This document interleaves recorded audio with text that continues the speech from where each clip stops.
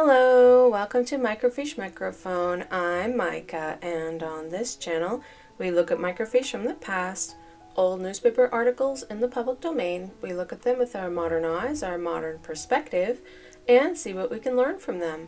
On this microfiche time capsule, we are looking back at the Improvement era from October 1943. And this article is entitled Spencer W. Kimball, the Apostle from Arizona, by Jesse A. Udall. So, Spencer W. Kimball. Clearly, everyone has heard of him, I'm hoping. He was the president of the church in the 70s and early 80s. And he was a surprise president of the church, because I mentioned in our last video on Harold B. Lee was that when Harold B. Lee became president of the church, everybody thought that it would be for a really long time. And they were surprised when it wasn't, when he suddenly died. And Spencer W. Kimball was not expected to be president of the church. First of all, he was the same age, or I think he was even slightly older than Harold B. Lee. And he had had some major health issues with, he had had open heart surgery, and he had had throat cancer, so he spoke with a very gravelly voice later in life. I don't think that this article will mention either of those things, and that's because this might have been before it happened. So we will definitely have to catch up on some more facts that happened after this. But I thought that we could get a good basis of his life. As far as what he did in life, I'm not sure if I know very much what he did in life. I mean, he was from Arizona. We do know that. He did talk about that a lot. And I feel like he was one of those people who wasn't afraid of change. He was like, come on, let's change some things. Let's make some progress. And I feel like President Nelson today is also one of those people. So it's interesting to see that pattern. The other person I felt was like that was Wilford Woodruff. And so there have been a couple of presidents of the church I felt were a little bit more open to change. But Spencer W. Kimball was solidly one of them. Since one of the things he's most known for is during his tenure as president, he had opened up the priesthood to all worthy male members of the church, which up until that point had excluded black members of the church, and so he included them. So I think that will be interesting to see his background and see like where he came from. So first of all, there's several pictures on these first couple pages. Here is Spencer W. Kimball. This is not the picture that we know of him. I do know he had brown eyes, but this is a very young picture of him, since the one that I feel like we all know has his horn-rimmed glasses and, you know, the scars on his throat. But this one is obviously before that happened, and is before he wore glasses, I guess. Or if he didn't wear them all the time. Alright, so this is the Spencer W. Kimball family. First row, President Kimball, Camilla Eyring Kimball, Catherine Murphy Kimball, and granddaughter Barbara Jean, and Spencer L. Kimball. Back row, Olive Beth, Andrew Eyring, and Edward Lawrence Kimball.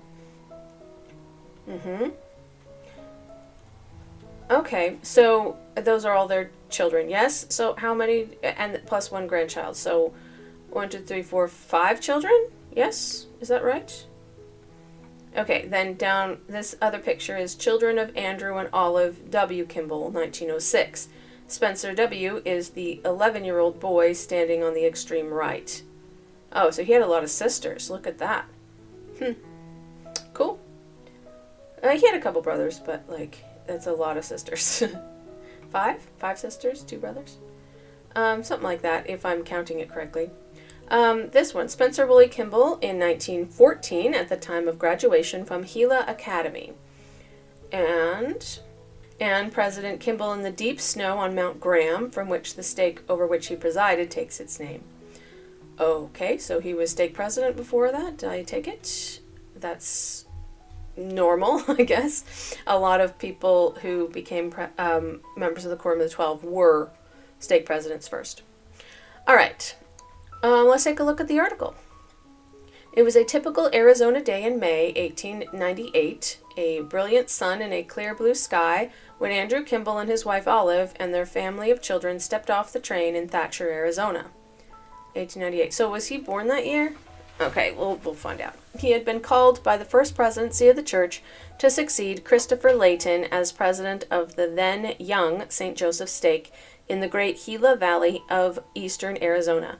It was a most striking family group, the parents in the full bloom of life, the children fine-looking, intelligent, and strong of body. It must have been a thrilling experience for the saints who were there to meet them. But perhaps none of those present could sense the true significance of their coming, nor could they then know that the chubby 3-year-old Spencer, the next to the youngest of the children, would one day be an apostle of the Lord. Okay, so he's second youngest in his family? Really? Or maybe he was at the time. I don't know, because like the other picture that I see, at least 2, maybe 3 kids younger than him.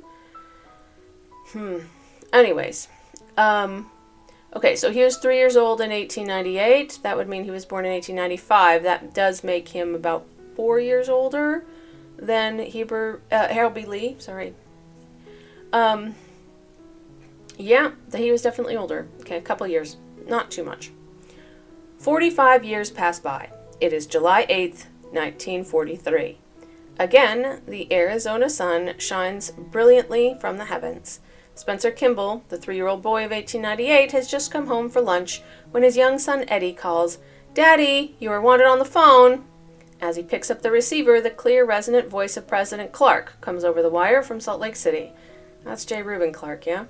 After the opening greetings, President Clark comes to the point quickly. "Spencer, President Grant and the brethren have just chosen you to be a member of the Quorum of the 12. Oh my gosh, can you imagine? Other things are said, but Brother Kimball can remember them only vaguely. It is likely only the few who have received this holy calling know what he passed through in the hours and days that followed that important conversation. In his own words, I felt as though the sky had fallen in. This seemed utterly impossible." He was overwhelmed with a flood of intense humility. He knew then, and he will always know, that only God could make him equal to the duties of this divine responsibility. Well, that's crazy. Who is Spencer Willie Kimball? For a true appraisal, we must go back to his antecedents. He was born in Salt Lake City on March 28, 1895, the son of Andrew Kimball and Olive Woolley. Like Nephi of old, he may thank the Lord that he came of goodly parentage. His 2 grandfathers were outstanding colonizers and peers among men. Heber C. Kimball was an apostle of the Lord, friend and disciple of the prophet Joseph, counselor to President Young, and missionary extraordinary for his church. We've done a video on him already, so you can take a look at that. Edwin D. Woolley was a colorful Salt Lake leader. Salt Lake leader, business manager for President Young, and a great bishop of the 13th Ward for a period of 40 years. His own father, Andrew Kimball, was likewise a most remarkable man. Energetic and zealous always, as an advocate of the restored gospel, he presided over the mission in the Indian Territory for 10 years, and at intervals returned to Salt Lake to earn a living for his family. For 26.5 years, from 1898 to the day of his death, he was president of the St. Joseph stake of Zion. That's a long time. And the stake which had been named at the suggestion of President John Taylor in honor of the prophet Joseph. His ability as a builder and organizer did much toward the development of a great agricultural empire in eastern Arizona, and in the years of his administration, the stake developed from a few wards on the Gila River to some 17 wards and branches of the church, extending from Miami, Arizona to El Paso, Texas. I don't know where Miami, Arizona is. El Paso, Texas is fairly well known. That is a really large area. And 17 wards in a stake, that's a lot. I understood that they were capped at 12 or something like that. 17 is big. The most stakes I've been in has been 10. Yeah. It is recorded, and the child Samuel grew on and was in favor both with the Lord and also with men. 1 Samuel 2:26. How well this word picture describes the growth of the boy Spencer. He learned thrift and industry early in life, but when but a child, he was given a small pitchfork to assist in the haying. That's cute. And he rode the derrick horse in the unloading of hay. Herding and milking several cows were his daily tasks. From money that he earned as a young boy, Spencer has among his papers tithing receipts in an uninterrupted yearly sequence from that date to the current year. That's pretty cool. So he's a faithful tithe payer. From childhood, he has been most conscientious in his work. Nothing short of the best was good enough. For years, he had a record of perfect attendance at Sunday school and primary. One Monday, he was in the field tramping hay for his older brothers when the meeting house bell rang for primary. "Oh, I've got to go to primary," he timidly suggested. "You can't go today. We need you," they said. "Well, Father would let me go if he were here," the boy countered. "Father isn't here," they said, "and you are not going."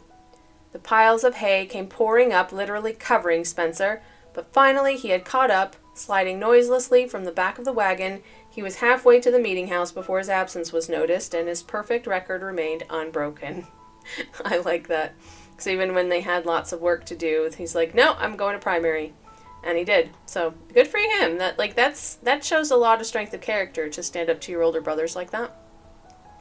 He was a most happy and even-tempered youngster, but he was brought face to face with the grim realities of life when he was stricken with a paralysis of the face which threatened to blight his future. Was that Bell's palsy, maybe? But after administration under the hands of the priesthood, he was gradually and completely restored. Well, that's good. A great void came into his life when his mother died in his 11th year. Death came threatening again when typhoid fever struck him as a boy of 13, and for weeks his life was held in the balance. Again, the power of the Almighty restored him to perfect health. Well, I'm glad he recovered. That's a little scary, though. The young Spencer grew to maturity at Thatcher. Having completed the public schools, he entered the Gila Academy, the institution which had been established by the church early in the colonization of the valley. Later, its name was changed to the Gila Junior College. In 1914, he was graduated with highest honors and as president of his class. Well, good for him. And that takes a lot of work, yeah? In addition to his scholastic achievements, he was a star forward on the basketball team, and many a game was won by his accurate goal throwing from every angle on the floor. Cool, I didn't know he was athletic. President Kimball has a rugged constitution developed through clean living, years of hard work, and outdoor life. He has a most engaging personality, is pleasant, friendly, ready to be of service, and possesses the firmness and dignity of a strong man with the smile and optimistic viewpoint of a boy. That's kind of cute. The scriptures tell us that Daniel, in young manhood, purposed in his heart that he would not defile himself with the portion of the king's meat, nor with the wine. Daniel 1:8. Like Daniel, Spencer has never defiled himself. If you were to ask him point blank if he had always observed the word of wisdom, he would modestly tell you that he has never tasted tea, coffee, liquor, nor tobacco. Well, that's also quite admirable. It's not so easy to do, yeah? One of the highlights of his life was the 3 years spent in the mission field under President Samuel O. Benyon in the Central States. At the conclusion of his mission, he was president of the Missouri Conference and had 30 missionaries serving under his leadership. That's also quite impressive. You know, like the missionaries that end up being in leadership tend to eventually become leaders in the church later, which obviously was the case with him. So, good for him. Natural leader, yeah? So, started his leadership qualities at a young age. The following experience illustrates his tact and ability as a missionary.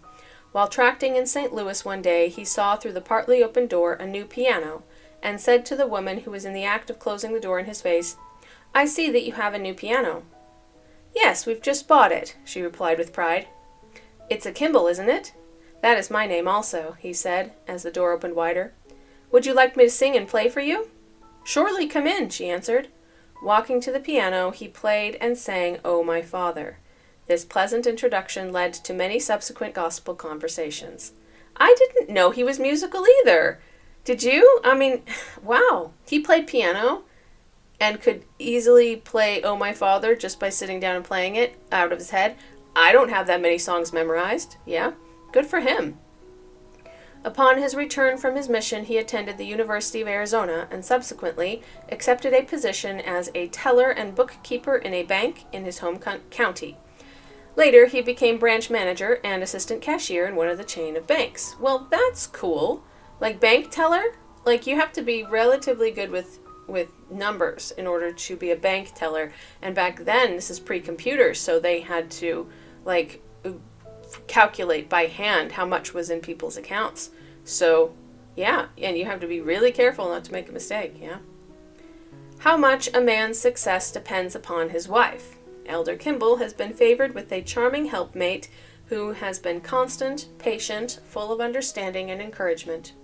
Her training in and teaching of home economics has enabled her to feed and clothe her family well, even though the income sometimes was small. Camilla is the daughter of Edward Christian Eyring and Caroline Romney. They had come to Arizona from Mexico in 1912 as a result of the Mexican Revolution. It was in 1917 when she was teaching at the Gila Academy at Thatcher that she met Spencer, and it was not many months before their courtship ripened into marriage. It is said that transplanted flowers are usually the fairest, and so it was in her case. The blue-eyed, golden-haired girl with the Spanish name, transplanted from Mexico, blossomed into glorious womanhood as an intelligent, well-trained woman, prominent in her own right. Her church activities are many. In a state capacity, she has served in the presidency of the primary 12 years, in the presidency of the mutual 5 years, and for 8 years she was literary class leader in the Relief Society. That's pretty cool. In a ward capacity, she served as literary leader of the Relief Society for 18 years, and at intervals has been teacher in the Sunday school.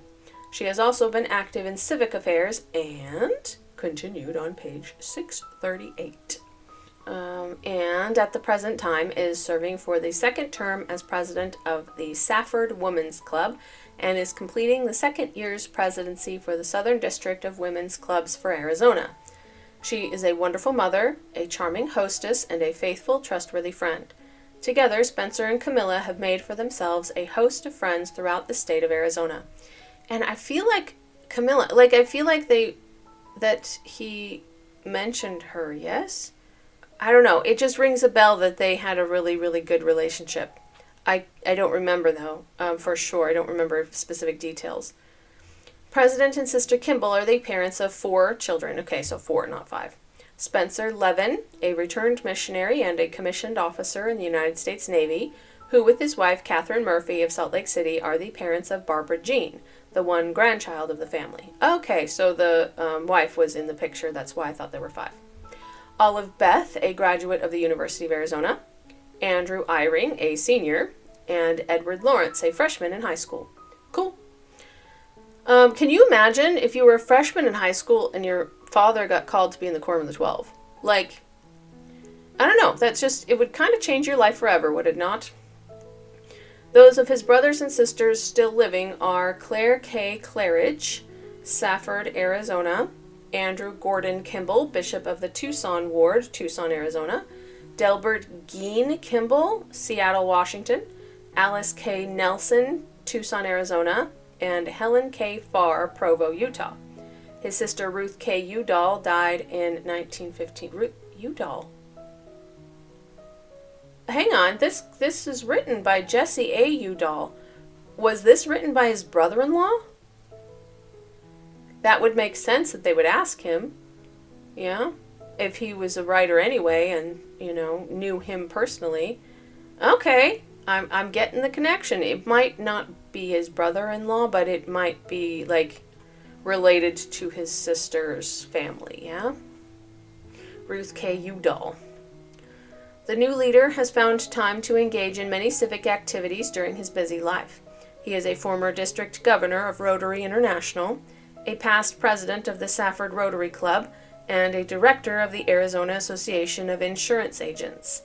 For a number of years, he has been a member of the Gila Junior College Board of Trustees and was recently appointed by the governor of Arizona as a member of the Arizona Teachers Retirement Board. He has been active in Boy Scout work for many years and at one time served as vice president of the Roosevelt Council of Boy Scouts. The war has added new duties and he is now serving as chairman of the USO, and of the United War Fund campaign in Graham County. Oh, this was during the war, wasn't it? I didn't even connect that in my head. But yeah, 1943.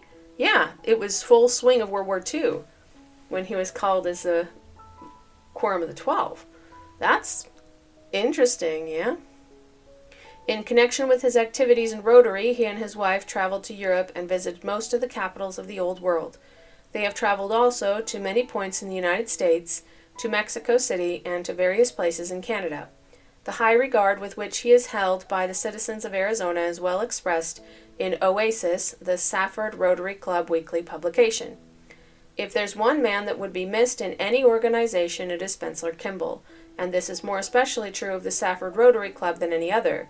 He's been so faithful and so on the job all the time, we often accept him as a fixture, like the president's gavel. Ponder the past of the club for a moment. Who will be ready to play the piano on call? Who will put on a program on short notice? Who will direct community singing for our parties? And what good will a party be without Spencer to be master of ceremonies? Cool. Regardless of his religion, every member of the club joins in wishing Spencer Godspeed and success in his new work. In business, Elder Kimball is regarded as a successful man.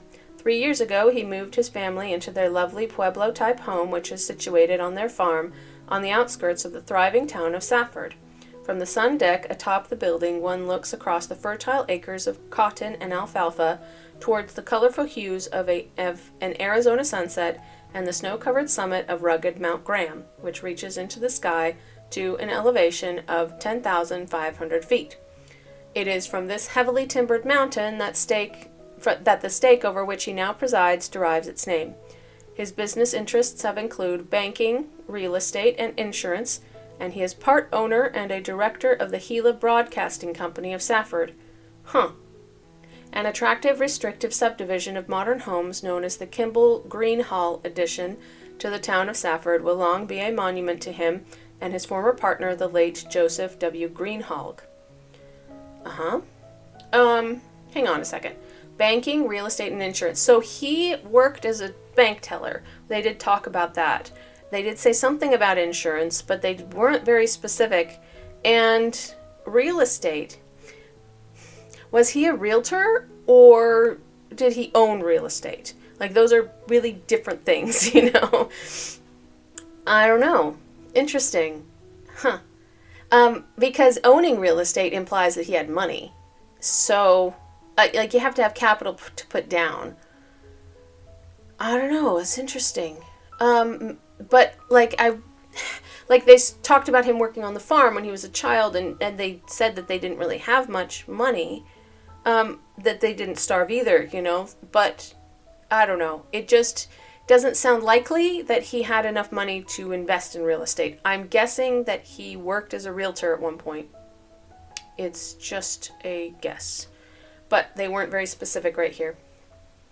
There is an old saying that if you want a job done well, you get a busy man to do it. This homely truth fits well into the religious work and service that has been rendered to the people of the St. Joseph and Mount Graham stakes by Elder Kimball. In his early youth, he was a Sunday school teacher, chorister of the stake Sunday school, and he sang in the ward and stake choirs. He was chosen as stake clerk of the St. Joseph stake in 1918, in which capacity he served until 1924, when he was selected as second counselor in the stake presidency, serving there for 14 years. In 1938, the new Mount Graham stake was organized from a portion of the St. Joseph stake, with Elder Kimball as its president, which position he still held at the time of his new calling. Some of the problems of his stake work may be visualized when it is realized that the stake comprises 13 wards and branches extending from Safford, Arizona, through New Mexico to El Paso, Texas, 245 miles distant. That's crazy. It's such a huge area. He has given the new stake most vigorous leadership since the date of its organization. The statistics will show that the stake has been consistently on a high level in the matter of efficiency. In welfare work, Mount Graham stake has done an excellent job. One of the outstanding projects President Kimball directed was the work of rehabilitation following a major inundation of 3 communities by the Gila River in 1941. See his account, The Duncan Flood, Improvement Era, June 1942, page 364. Interesting. So he worked on relief efforts after the flood. Cool, good for him. President Kimball possesses so many qualities which fit him for the church leadership that it is difficult to point out particular traits and say therein lies his success. Two of his outstanding characteristics are, first, his love for people, a love which begets love. People warm to his teachings, his dealings instill confidence, the well-to-do farmer or the humble laborer, the housewife or the adolescent boy or girl, all have confidence in his integrity. And second, his relentless attention to the duties of the day. The great English philosopher Francis Bacon once said, "When the soul resolves to perform every duty immediately, it is conscious of the presence of God." Huh. Do you think that's true? That's interesting to say. Huh. I don't know. I'm not sure about that one. Like what does promptly doing your duty have to do with God? I don't know. Like, it seems a little bit of a leap, but okay. A kindred idea was expressed by the great American statesman Daniel Webster. The greatest thought that ever entered my mind is that of individual responsibility to God. The new apostle has lived his life in such a manner that it would appear that he is in the presence of God at all times, and that not for one moment of his busy life has he forgotten his responsibility to his Creator. It does seem that way, doesn't it? He seems to have been very active in the church his entire life, and now he's a member of the Quorum of the 12, which implies that he will continue to be, yes? The Latter-day Saints in Arizona are not losing President Kimball. Its deserts, mountains, and valleys are part of his very being. His father came to their land from the headquarters of the church to enter a life of expanding opportunity for service. So his son returns to the headquarters of the church to accept humbly a sacred appointment that will be a blessing to all mankind. It sure was. Sure was. That was when he was called into the Quorum of the 12, however, and when he was called as a president of the church, no one expected it to last long. They all expected, oh, he's not well, he'll die soon. But he didn't. He lived another 12 years. So let's take a look at his Wikipedia article on him. There's the more iconic picture of him, and I think that I'll probably have this in the background as well, but it's a pretty well-known picture. The horn-rimmed glasses, the loose skin on the throat and jowls. I mean, it's just how he aged, but I think that it's almost more comforting to see one of the more recent pictures of him, because that is the one that we recognize, yes? All right, Spencer Woolley Kimball, March 28th, 1895 to November 5th, 1985, was an American religious leader who was the 12th president of the Church of Jesus Christ of Latter-day Saints, LDS Church. The grandson of early Latter-day Saint apostle Heber C. Kimball, Kimball was born in Salt Lake City, Utah Territory. He spent most of his early life in Thatcher, Arizona, where his father Andrew Kimball farmed and served as the area's stake president. He served an LDS mission in Independence, Missouri, from 1914 to 1916. Well, he said Central States Mission, yeah. I mean, maybe he was in Independence for a while, but, that wasn't the name of the mission. Then worked for various banks in Arizona's Gila Valley as a clerk and bank teller, yeah? We mentioned that. Kimball later co-founded a business selling bonds and insurance that, after weathering the Great Depression, became highly successful. Okay, I didn't realize it was his own company. He co-founded a business selling bonds and insurance. Huh. Kimball served as a stake president in his hometown from 1938 until 1943, when he was called as a member of the Quorum of the 12 Apostles. They mentioned all of this except for the co-founding thing. I mean, if they did, I missed it, but that makes sense. So he was an entrepreneur. That was his own business. Okay. Like most other LDS Church apostles, Kimball traveled extensively to fulfill a wide variety of administrative and ecclesiastical duties. Early in his time as an apostle, Kimball was directed by Church President George Albert Smith to spend extra time in religious and humanitarian work with Native Americans, which Kimball did throughout his life. He initiated the Indian Placement Program, which helped many Native American students gain education in the 1960s and 70s while they stayed with LDS foster families. Yeah, I've heard of that. Basically, there wasn't an opportunity to get an education on the reservation, and so they offered to foster the children in white families so that they could go to school there, and then they could return to the reservation whenever they wanted. Yeah. Yeah, it didn't always go well, but I did hear about that. In late 1973, following the sudden death of Harold B. Lee, it was very sudden, Kimball became the LDS Church's 12th president, a position he held until his death in 1985. Kimball's presidency was noted for the 1978 announcement ending the restriction on church members of Black African descent being ordained to the priesthood or receiving temple ordinances. See, it's so sad to me that that was connected, that they couldn't have the priesthood and therefore they couldn't go through the temple. So sad. Kimball's presidency saw large growth in the LDS Church, both in terms of membership and the number of temples. Kimball was the first church president to state publicly that the church expects all able-bodied male members to serve missions in young adulthood, resulting in an increase in missionary service. It was from him. I didn't realize that. All right, that was just the intro to the article. I don't know if we'll read all of it. All right, we will look at ancestry. Normally it's not super interesting to me, but I think that in this case it is semi-relevant. Okay, ancestry. Kimball's paternal grandfather, Heber C. Kimball, was one of the original LDS apostles who were called when Joseph Smith first organized the Quorum of the 12 in February 1835. Kimball later served as first counselor to Brigham Young in the church's first presidency from 1847 until his death in 1868. Kimball's maternal grandfather, Edwin D. Woolley, was a prominent LDS bishop in Salt Lake City for many years. Yeah, he spoke in General Conference a couple times. As well as his son, Edwin D. Woolley Jr. Early life, 1895 to 1916. We already covered that. Yeah, he moved to Arizona when he was 3. Okay. So typhoid fever, facial paralysis, likely Bell's palsy. That's what I thought.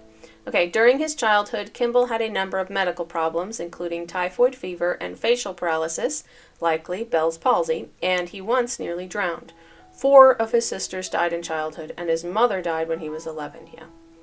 Though only 5'6", or 1.68 meters tall as an adult, Kimball was an avid basketball player. I didn't realize he was only 5'6".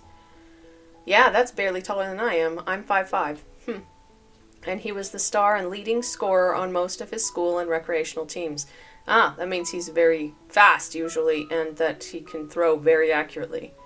In addition to being an athlete, Kimball was an honor student at the LDS Gila Academy, modern Eastern Arizona College.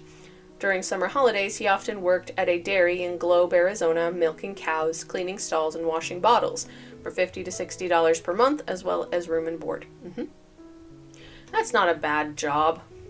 Kimball graduated from high school in May 1914, and 1 week later was called to serve as a missionary in the Swiss-German mission. He was? They didn't mention that.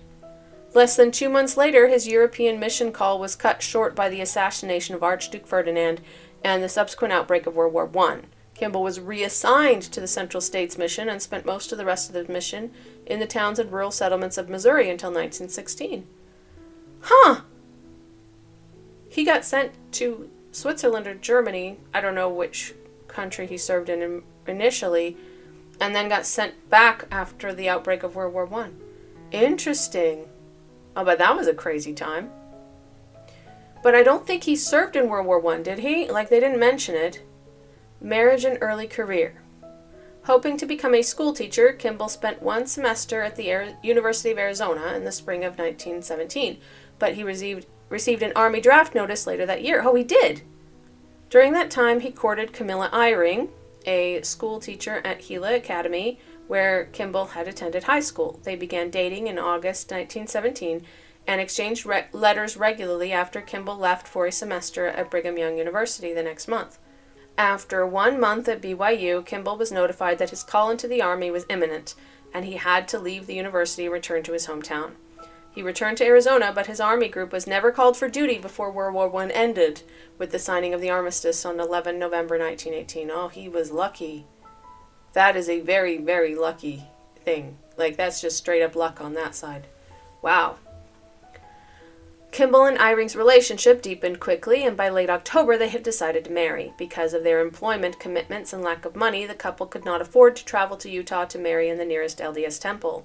They were married in a civil ceremony in Camilla's home in Pima, Arizona, on November 16, 1917. 7 months later, the couple made the 2-day journey by train to Salt Lake City, where they were sealed in the Salt Lake Temple on June 7, 1918. They eventually had 4 children: Spencer L. Spence, Olive Beth Bobby, they called her Bobby? Weird. Andrew E., and Edward L. Ed. And all of them lived into the 2000s, so all of them lived pretty long lives. I'm not gonna lie. Crazy. In 1921, Kimball began work at the Thatcher branch of the Arizona Trust and Savings Bank, where he eventually promoted to assistant cashier at $225 per month, a high salary at the time. Yeah, I think that is a high salary. The bank failed in 1923, in the aftermath of the Depression of 1920-21. Okay, that's before the Great Depression. Was there like little mini depressions leading up to it? It sounds like it. Kimball lost his $3,000 investments in bank stock and was forced to take a lower paying job at another bank. Fun. But I'll bet he would always remember that, yeah? Kimball also performed a variety of other local jobs to earn extra income to support his wife and children, including playing the piano and singing at local events, stringing with Camilla for local newspapers, distributing for an herbal laxative company, and clerical work for local stores. Shortly after Kimball married, his father called him to serve as clerk for the St. Joseph Stake. In the 1920s, local stake clerks were still performed the extensive record-keeping and reporting duties that are now digitized and done centrally at the LDS Church's headquarters in Salt Lake City. The position of stake clerk was essentially a part-time job, and those called were paid a monthly salary of $50. Okay. I didn't realize that that was paid at one time. Interesting. Huh. Career and stake presidency. In 1920, this is fascinating. I'm just going to keep going until it's no longer fascinating, okay? But I am absolutely with this. So, career and stake presidency. In 1925, Kimball and Joseph W. Greenhalgh, a Latter-day Saint businessman who served as bishop of a local ward, began a small securities business, making and purchasing loans from local businesses and individuals. Interesting. Huh. So, I mean, I guess with his experience as a banker, I mean, he basically became one, yes? I mean, it's a loan company. Like, but in order to do that, you have to have money. I don't know, like, I wonder how they funded that. By 1927, the business became independent, and after investing $150 of his own money in the business, Kimball began running it full-time in Safford, Arizona as the Kimball Greenhalgh Agency, dealing in local insurance, real estate, debt collection, and bonds. The business suffered greatly during the Great Depression and lost much of its capital between 1930 and 1933. Yeah, shocking. Through continued work and reinvestment of profits, it survived the Great Depression and became increasingly successful during the late 30s and early 40s. By 1943, Kimball's initial $150 investment in the agency was worth nearly $100,000. That is very impressive. Huh. Kimball was active in many civic organizations, including the Parent-Teacher Association, City Council, Red Cross, Boy Scouts, and he was elected leader of the Arizona Rotary Club in 1936. Kimball had achieved record success in organizing new Rotary Club chapters, and the Arizona membership voted to pay for him and his wife to travel to the club's 1936 International Convention in Nice, France. That's kind of fun. They went by train to Chicago and then to Montreal, where their oldest son, Spencer L., was serving as an LDS missionary. They traveled, that's cool, they got to see him. They traveled on a week-long passage on an ocean liner to Le Havre. From there, they visited Paris, Monte Carlo, Genoa, Rome, Pompeii, Florence, Venice, Vienna, the Swiss Alps, Belgium, the Netherlands, and London. In February, that's really cool. Like, that's quite a trip. They did say that they had traveled, but they didn't say why. So, but they were going to an international Rotary convention. in Nice. In February 1938, LDS apostle Melvin J. Ballard was sent to Thatcher to divide the growing St. Joseph stake. The newly created Mount Graham stake covered the eastern half of the old stake, and Kimball was called as its first stake president. Though smaller than the previous stake, the newly formed stake covered a large area that extended east as far as El Paso, Texas. For Kimball and his two counselors to visit each ward in the stake required traveling a total of 1,750 miles, or 2,820 kilometers. That's crazy. During the Mount Graham Stake's semi-annual stake conference in September 1941, unusually heavy rains caused the Gila River to overflow its banks, flooding several towns in the stake and causing $100,000 in damage to the farms and buildings of Latter-day Saints in the area. As stake president, Kimball coordinated the LDS Church's humanitarian response, which quickly mobilized funds, materials, and manpower to care for displaced residents and begin recovery. See, that's pretty impressive, too. Following the Japanese attack on Pearl Harbor in December 7, 1941, the subsequent entry of the United States into World War II, a number of young men from the stake left to join the U.S. military. At one point, 250 men from the stake served in the war. That's a lot!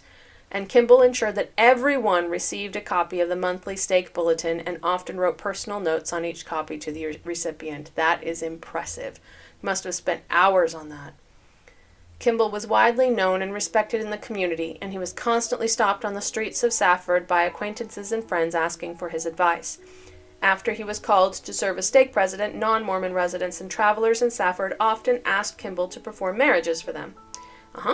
Kimball's demanding schedule of managing the Kimball Green Hog Agency, serving in civic organizations, and serving in LDS church leadership positions, as well as making time for his wife and children, took mental and physical tolls on his body. Yeah, I'm not surprised. His journals from the 1930s and early 1940s often mentioned his exhaustion from days that were spent working 16 hours or more. Am on a tension from 7 a.m. till 11 p.m. every single minute every day. I know I'm working too hard, but there seems no place to stop. Yeah, relatable. Single mother over here. I feel ya. Apostolic ministry. Calling. The deaths of Sylvester Q. Cannon and Rutger Clausen created 2 vacancies in the LDS Church's Quorum of the 12 Apostles in mid-1943. On July 8, 1943, Kimball received a telephone call from J. Reuben Clark, the first counselor to Church President Heber J. Grant, notifying him that he had been called to fill one of the vacancies. That was way at the end of Heber J. Grant's life. Geez, he died in 1945, I think. Is that right? I think that's right. Kimball was initially so shocked by the call that he asked Clark's permission to ponder it for several days before he went to Salt Lake City to meet with him in person, as part of a previously scheduled family trip. After the phone call, Kimball's desire to accept the calling was overwhelmed by feelings of self-doubt and incompetence. Yeah, I remember he mentioned this. He talked about it. His wife Camilla recounted that although her husband was not prone to tears, he afterwards lay on the floor of their home and wept uncontrollably as she tried to comfort him. Can you imagine? After an intense emotional and spiritual struggle, Kimball had an unusual dream, which gave him peace on his ability to accept the calling. He was ordained an apostle by Grant and added to the Quorum of the 12 Apostles in the Salt Lake Temple on October 7, 1943. Grant had chosen Ezra Taft Benson to fill the other vacancy in the quorum, and he and Kimball were ordained on the same day. As he was 4 years older than Benson, Kimball was ordained first, which put him ahead of Benson in the quorum seniority. Yeah, that's typical. It's not always the case, as we have recently discovered. But, yeah, it was traditionally the case. The oldest person would be senior in the quorum. In accordance with church requirements and tradition, the Kimballs immediately began the transition from Arizona to Salt Lake City upon Kimball's call to be an apostle. Kimball sold his share in the Kimball Green Hog Agency for $65,000 and sold their home and all their property in Arizona. Kimball was particularly saddened to leave his local Rotary Club chapter and his other professional associations. Camilla worried about leaving her elderly parents in Arizona and relocating their second son Andrew, who had just been elected senior class president at Safford. World War II. Kimball's first years as an apostle were dominated by World War II. Kimball often encouraged American church members to purchase war bonds to support the war effort, which they would then be able to cash out after the war and use the accumulated interest to send returned soldiers on LDS missions. Well, it's a good idea. I don't know how well it worked. Kimball lamented the global destruction of World War II and once wrote in his journal how outraged the Lord must feel to see his children fighting down here like wild beasts. But he didn't experience it personally, so I don't know. Maybe it was just from the experiences people sent him, yeah? As the keynote speaker at BYU's 1944 baccalaureate service, Kimball publicly criticized members of Allied nations for concentrating on the tyranny and shackles of other nations and at the same time remaining in bondage individually to sin. Okay, so it's like, don't think you're better than them, yeah? As World War II neared its conclusion, Kimball and other LDS church leaders constantly responded to the needs of the friends and families of LDS war casualties. Kimball's eldest son, Spence, was nearly killed in 1945 while serving aboard the aircraft carrier USS Franklin, when bombs dropped from Japanese airplanes damaged the ship and ignited its tanks of aviation fuel. That's terrifying. In an attempt to give comfort to families of those killed in combat, Kimball drafted a well-known letter in which he wrote that sin, not premature death, was the only true tragedy in life. Kimball compared the death of young servicemen to the early death of Jesus Christ, and stated that although such death is heartbreaking from an eternal perspective, God, all-knowing purposes would be seen in their circumstances. Native Americans. In May 1945, shortly after becoming church president, George Albert Smith instructed Kimball, "I want you to look after the Indians. They are neglected. Take charge and watch after the Indians in all the world." Kimball saw the assignment as fulfillment of a prophecy given in the patriarchal blessing he received as an 8-year-old in 1903.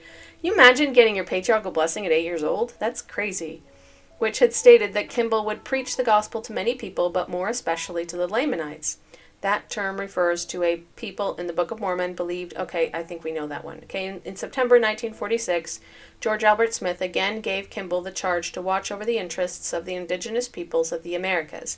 At this time, Smith explicitly included the indigenous peoples of the Pacific Islands. Interesting. In October 1946, Kimball and several other general authorities toured the Navajo Nation in an effort to improve relations between the LDS Church and the Navajo people. Kimball was dismayed at the abject poverty among the Navajo and empathized with their distrust of the U.S. government. At that time, the average Navajo person ate no more than 1,200 calories a day. That's crazy. And a single dentist served the entire population of 55,000 people. Oh my gosh. Though the reservation of the Navajo Nation covered 175 million acres, or 710,000 square kilometers. Only 0.01% of that area was arable. That's crazy. Holy cow. So they inherited a whole bunch of desert. Gosh. In 1947, Golden Buchanan, an LDS leader in Sevier County, Utah, heard of a 17-year-old Navajo girl working on a sugar beet farm who wanted to stay in Utah and attend public school. Buchanan wrote Kimball with an idea for the children of Navajo families to live with local LDS families so that they could receive proper nutrition and educations. Kimball supported the idea and asked Buchanan if his family would agree to take Helen John, the Navajo girl, as a foster daughter and begin the program.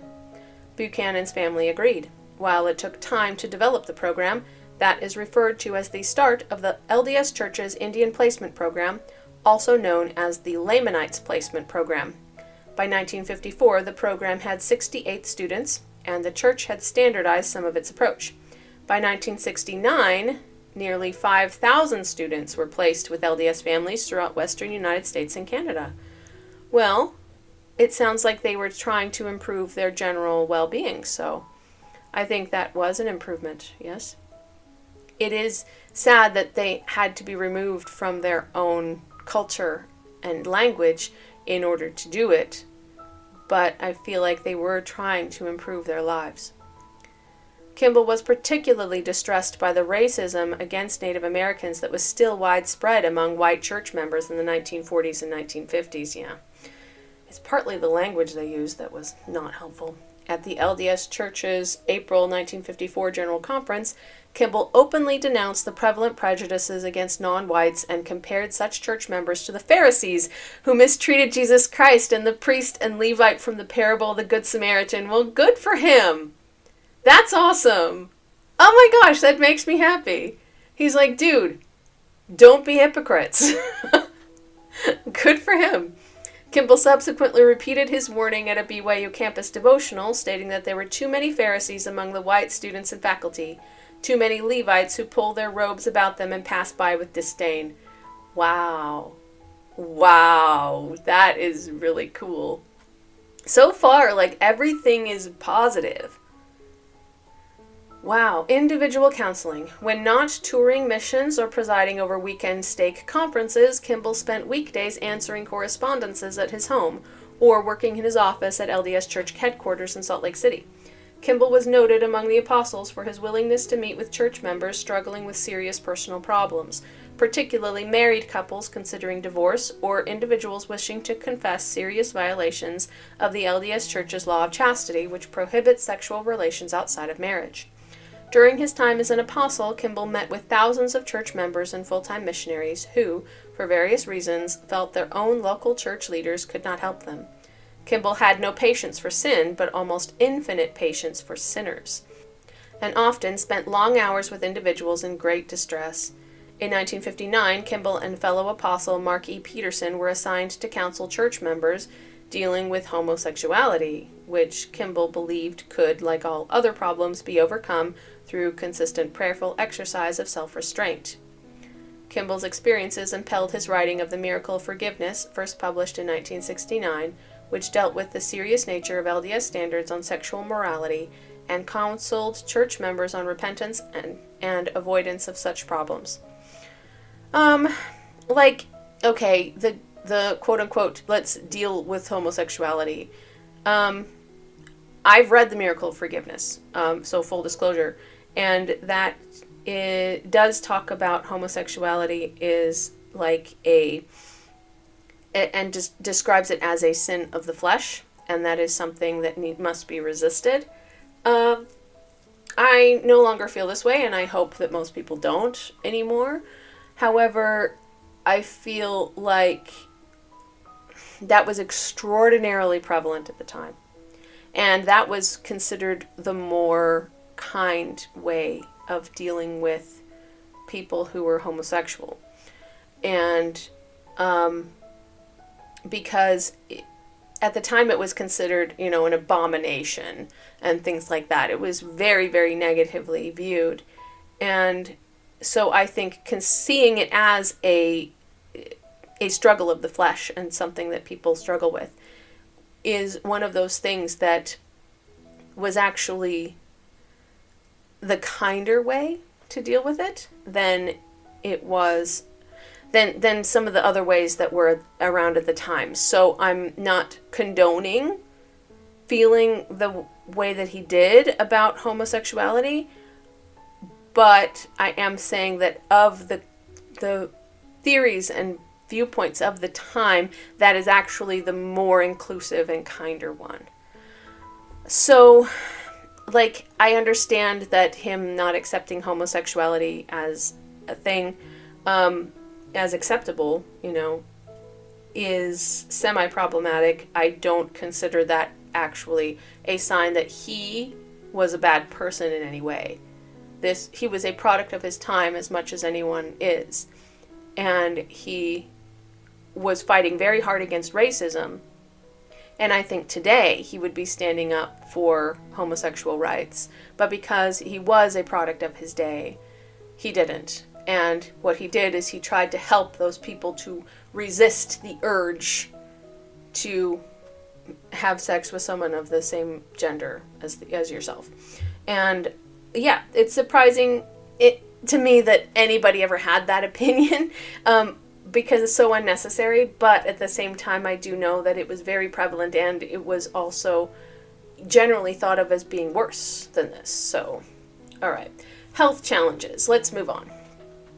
Beginning in 1932, Kimball suffered from boils and infectious sores. Really? which plagued him until the advent of antibacterial medicines such as sulfonamides and penicillin during World War II. Wow! I had no idea. He must have had some sort of bacterial infection on his skin. That sucks. That's very painful.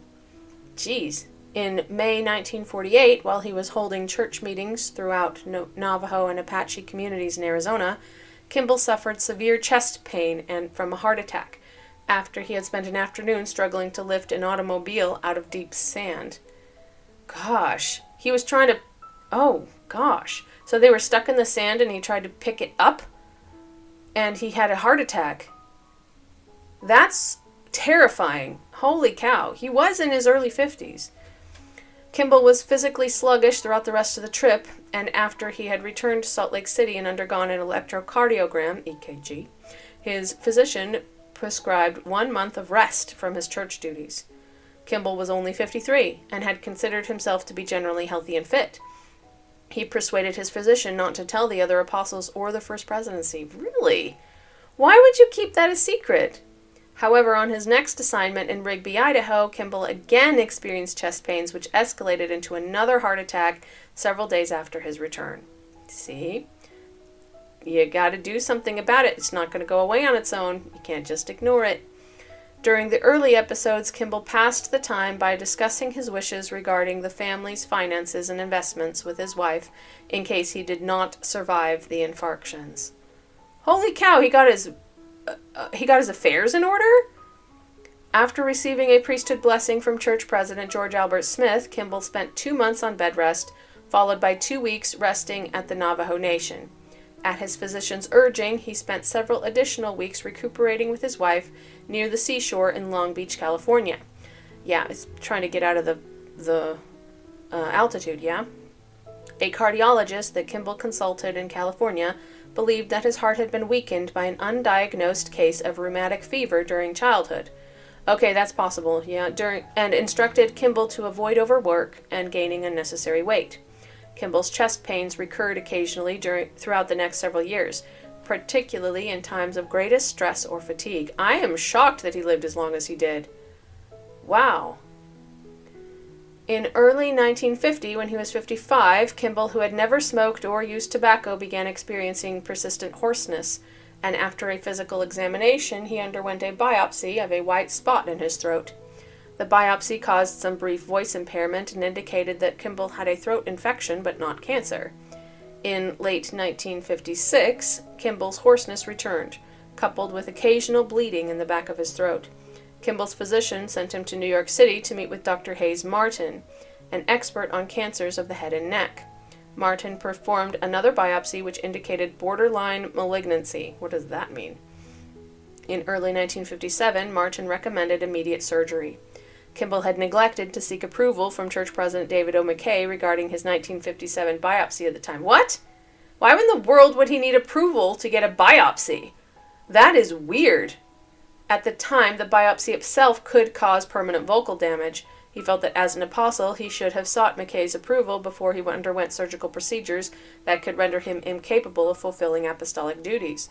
Yeah, okay, but geez, that's a bit extreme. Dude, you have cancer, go get it treated. McKay stated that he believed Kimball could still serve as an apostle even if he underwent a complete laryngectomy, and advised him to go forward with the procedure. Okay. Well, he could also, write down what he wanted to say and have someone else read it, Martin subsequently surgically removed one of Kimball's vocal cords and half of the other, leaving him barely able to speak above a hoarse whisper. Yeah. If you've ever heard recordings of him, maybe I'll try and insert a recording of him, because we have several. And I could just take a clip of one of his later talks, yeah? After several weeks of enforced silence, Kimball slowly recovered, and by November 1957, his physician allowed him to resume speaking in public.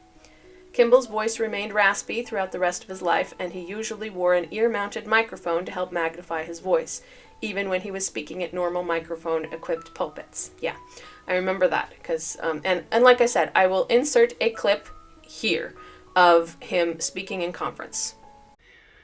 My brothers and sisters, God bless you as we carry forward our lives toward perfection, so that we may attain receive the blessings that we're promised, that we may reach godhood eventually and have the blessings appertaining thereto.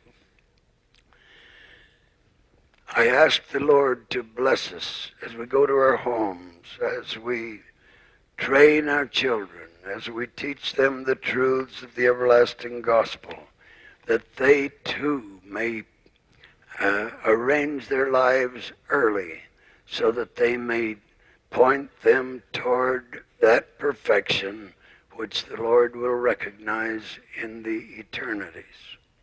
And I ask these blessings, leaving our blessings upon you, with the testimony that this is the truth, that God lives and that Jesus is the Christ, and you know it, and I know it, and our lives should show it in all of our activities.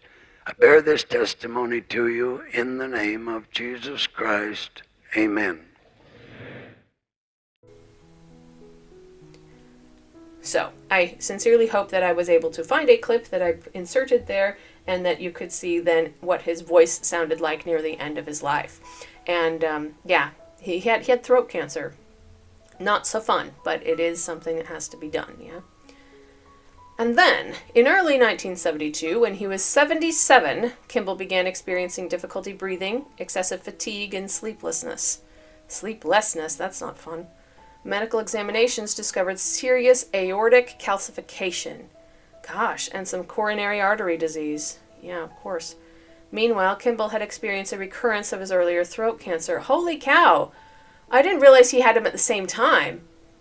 He arranged a meeting between his physicians, cardiologist Ernest L. Wilkinson and cardiothoracic surgeon Russell M. Nelson, which we have heard about, a future LDS church president and the church's first presidency. Nelson later described the meeting. Oh, Russell M. Nelson described the meeting? Of course he did. President Kimball breathlessly began, "I am a dying man. I can feel my life slipping. At the present rate of deterioration, I believe that I can live only about 2 more months." Holy cow, can you believe that? Because he afterwards, this is before he became president of the church. Now, I would like my doctor to present his views. Dr. Wilkinson then reaffirmed President Kimball's feelings, concluding that recovery would be unlikely and death would ensue in the not-too-distant future. Then President Kimball called on me as a cardiac surgeon and asked, "What can surgery offer?" I indicated that an operation, if it were done, would consist of 2 components. First, an aortic valve replacement would be required. Second, an important coronary artery with a blockage should be treated with a bypass graft.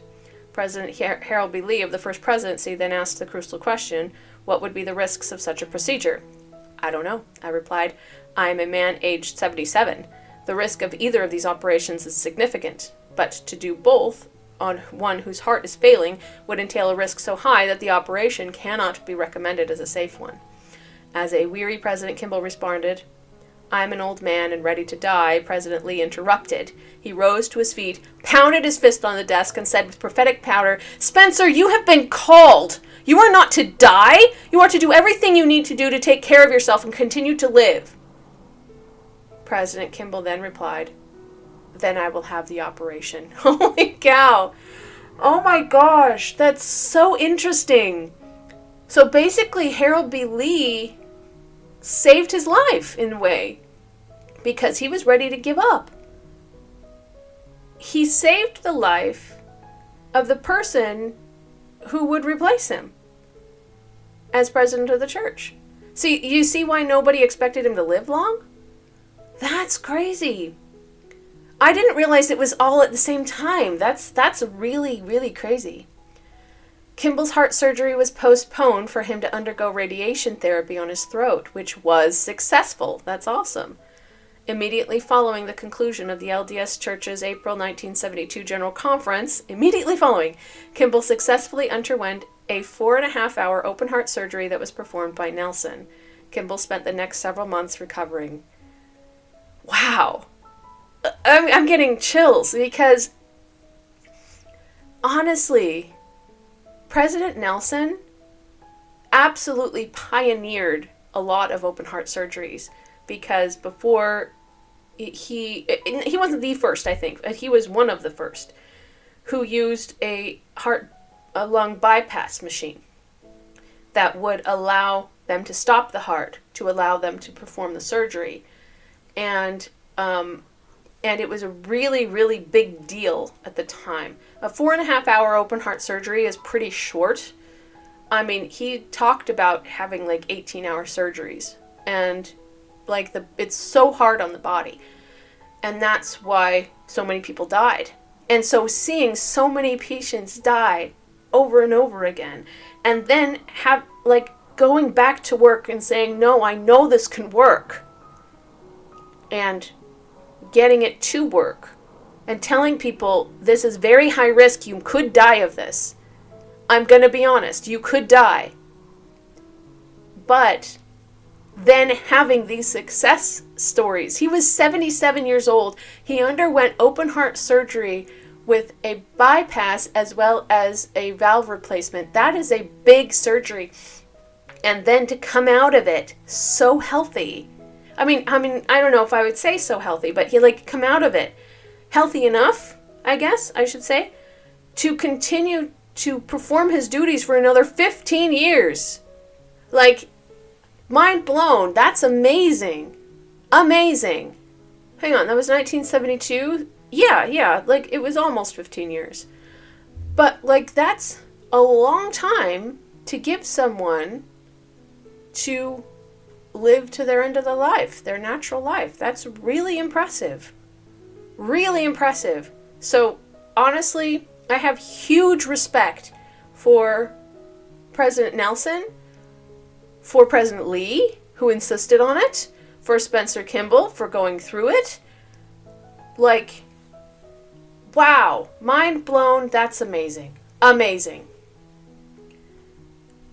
And I can absolutely understand why people didn't think that he would live long. People never expected him to become president of the church. Harold B. Lee was in so much better shape. He died very suddenly. He was fine. Bam, he was dead. And Spencer Kimball was struggling with some major health issues that he could have died of either one of those. And the throat cancer or the cardiac problems. And he didn't. He just kept on trucking. Yeah? All right. Sorry about that. I didn't realize it was as dramatic as it was. So, wow, amazing. Okay, church presidency, 1973-1985. Given Kimball's history of health problems, many people, including Kimball himself, did not anticipate him living long enough to become president of the LDS Church.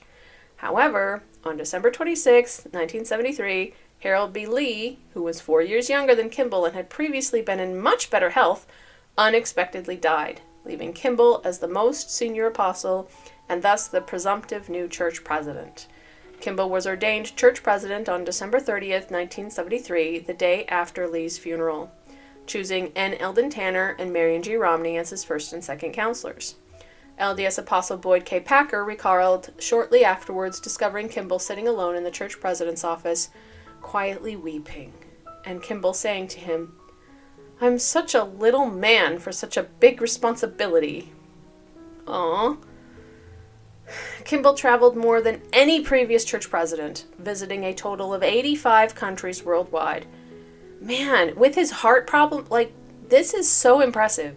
His other contributions included announcing 27 temples, dedicating 4, establishing satellite communication in church buildings, and decreasing the duration of church services to 3 hours. How long were they before? Holy cow, how long were people going to church? Missionary work. Kimball was the earliest church president to state clearly that all able-bodied young men should serve a full-time mission.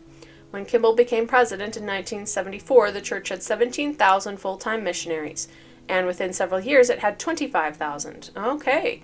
Additionally, under Kimball's leadership, the number of missionaries in North America increased from 2,000 to 7,000. That's a lot.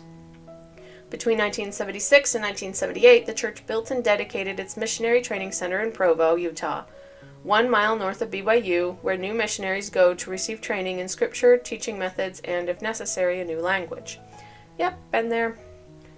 1978 revelation on priesthood. Yeah. Beginning in the late 1840s, men of black African descent were prohibited from ordination to the LDS Church's priesthood, which is normally held by all male members who meet the Church's standards of spiritual worthiness, and from receiving temple ordinances such as the endowment and celestial marriage sealing. During the 20th century, most LDS Church leaders and members believed the policy had originated during founding prophet Joseph Smith's time, but church research in the 1960s and 70s found no evidence of the prohibition before the presidency of Brigham Young. Yep, we talked about this actually in the video on Brigham Young because he was solidly racist. Yeah, which is a little sad, but yeah, that was the origin of a lot of things. He was racist against black people and Native Americans. I don't know if he was racist against anyone else, but those are the ones he talked about in general. LDS Church presidents Heber J. Grant and David O. McKay are known to have stated privately that the restriction was a temporary one that would be lifted by a divine revelation to a church president. Okay. The years prior to his presidency, Kimball kept a binder of notes and clippings related to the issue. Interesting. So he made it his own personal project, yeah? In the first years of his presidency, he was recorded as frequently making the issue one of investigation and prayer. Good for him. In June 1977, Kimball asked at least 3 general authorities, Apostles Bruce R. McConkie, Thomas S. Monson, and Boyd K. Packer, to write him memoranda on the doctrinal basis of the prohibition and how a change might affect the church. Good, so he really investigated it, yeah? McConkie wrote a long treatise concluding that there were no scriptural impediments to a change.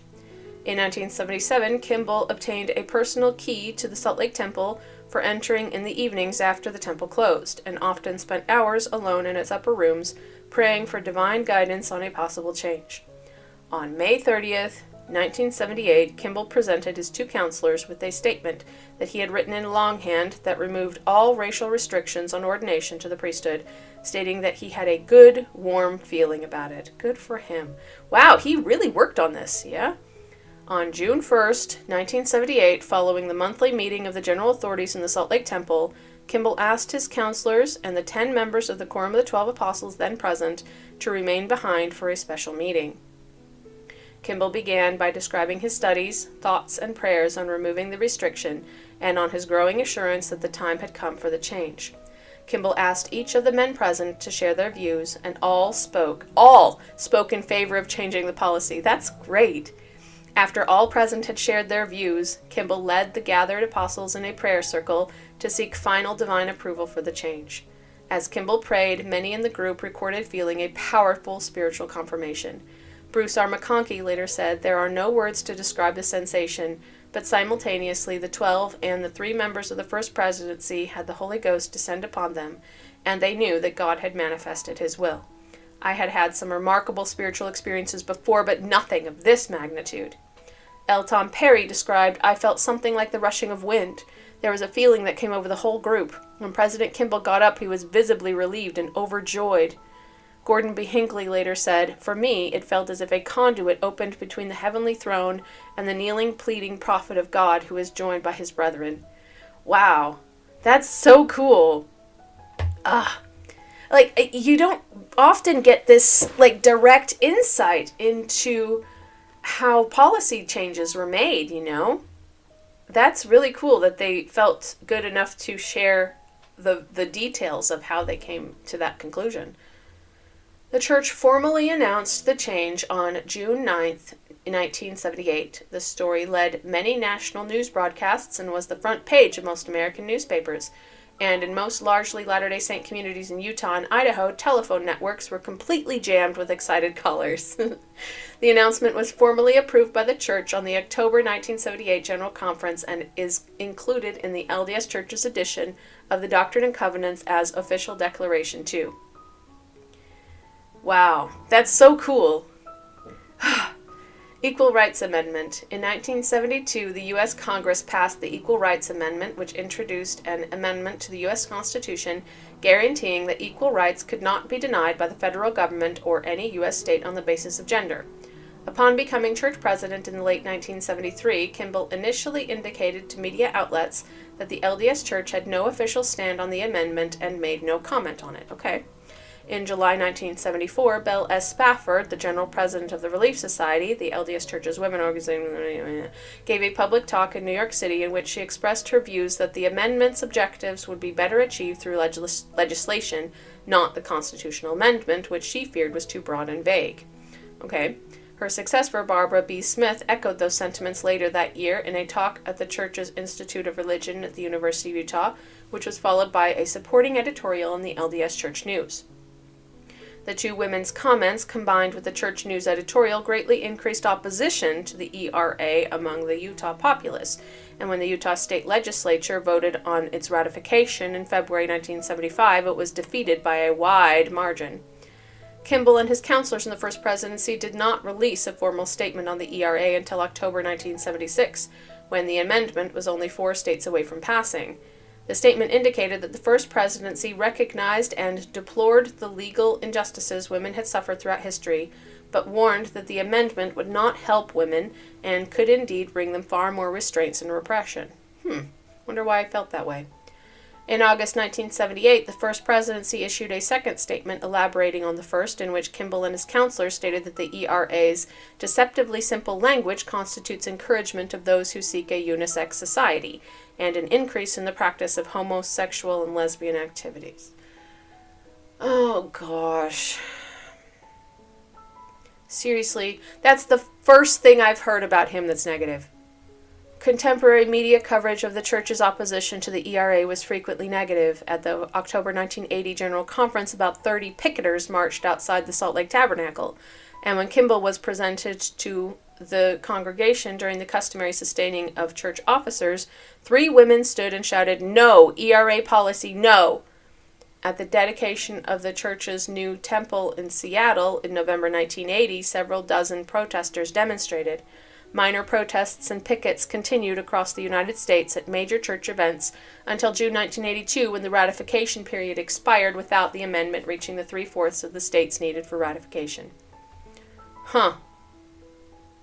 I'm not familiar enough with this statement, this equal rights thing, to really comment on whether or not the wording was good enough or bad, but yeah, that his homophobia is a little unfortunate. I gave him a pass earlier on it because it was such a product of his time, and his approach was very compassionate.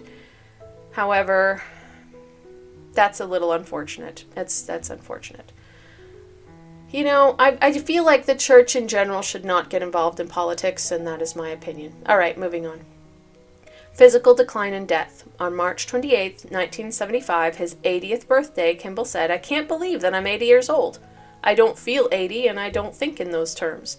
However, Kimball suffered from a myriad of mostly minor health issues, ranging from blurred vision to osteoarthritis in his spine. In July 1979, Kimball suffered a series of 3 minor strokes, theorized to have been caused by small nylon fibers shed by his artificial heart valve, which briefly incapacitated him but had little lasting effect. Okay, well, that's possible. Minor strokes. That doesn't sound fun. In September 1979, Kimball suddenly experienced loss of strength throughout his entire body without affecting his mental clarity. Oh. A CT scan indicated Kimball had a subdural hematoma. Isn't that bleeding on the brain? But its cause was never pinpointed. A neurosurgeon drilled a small hole in Kimball's skull just above his right ear, from which 1 cup, or 235 milliliters of blood and fluid, drained out. Okay, so he was under pressure. Glad he was feeling better. Kimball left the hospital 12 days after his operation and insisted on participating in the October 1979 General Conference. In November 1979, Kimball underwent a similar operation on a less severe hematoma. Okay, so he had a couple of holes drilled in his skull. That sounds fun. Ugh. In the summer of 1981, Kimball's health began to decline rapidly. He began suffering from bouts of confusion and difficulty speaking. Realizing his deteriorating capacity and the poor health of his 2 counselors in the church's first presidency, Kimball called Gordon B. Hinckley as an additional counselor to assist in the church's daily administration. Shortly following Hinckley's selection, Kimball developed a 3rd subdural hematoma of greater seriousness than the previous 2.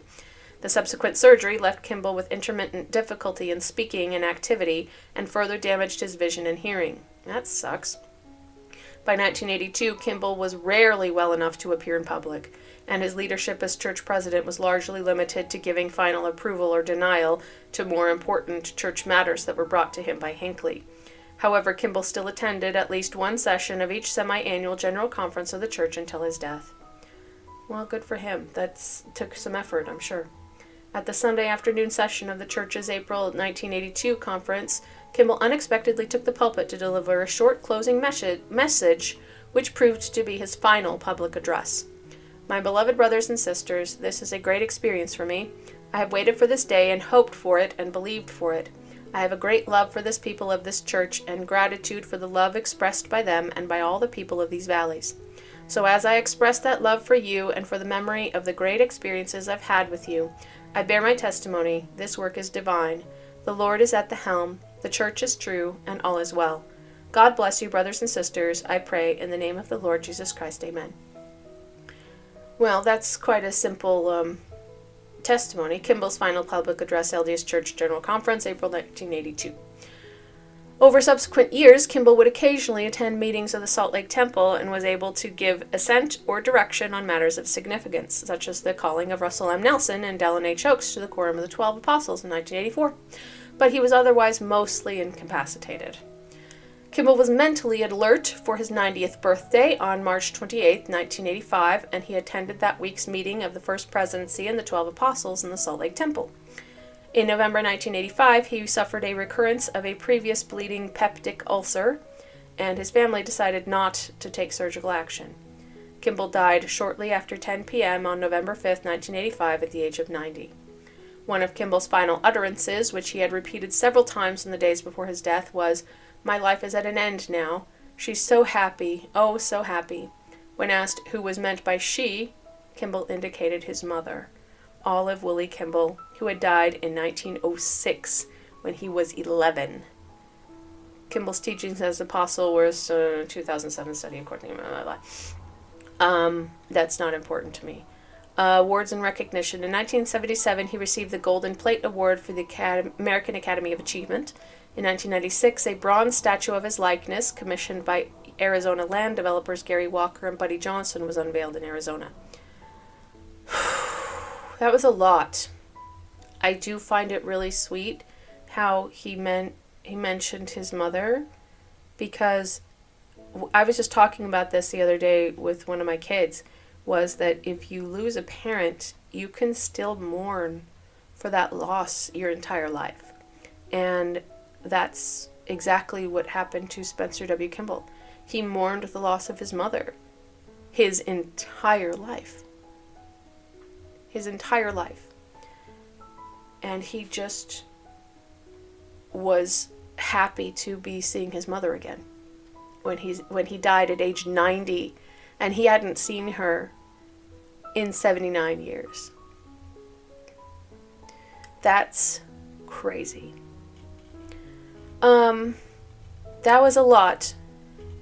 However, it was almost overwhelmingly positive. Like, absolutely everything that he did was just so well thought out, and he was just such a heartfelt person in general that I find it very positive and a very good role model. He seems like one of those people that you can just look up to in general. Now, I will say that the homophobia is very unfortunate. However, as I mentioned, a product of his time, and I wish that he had put as much effort into praying about homosexuality than he did praying about racism. Yeah. I do admire him as a person, and I think that he was a very good person. I find this very small. It's not a small thing, but like it's in comparison with all of the other things he did. He didn't do much about homosexuality except oppose a single bill. Yeah. So I'm going to say that he didn't, like compared with all the other things that he did in his life, this was a small matter, the homophobia. I do find it very unfortunate, and it feels like it was basically inherited. Anyway, but I found that really interesting. There was so much information. Like, there's so much more information about him than there was about Harold B. Lee. The article on him was probably a quarter of the length of this one.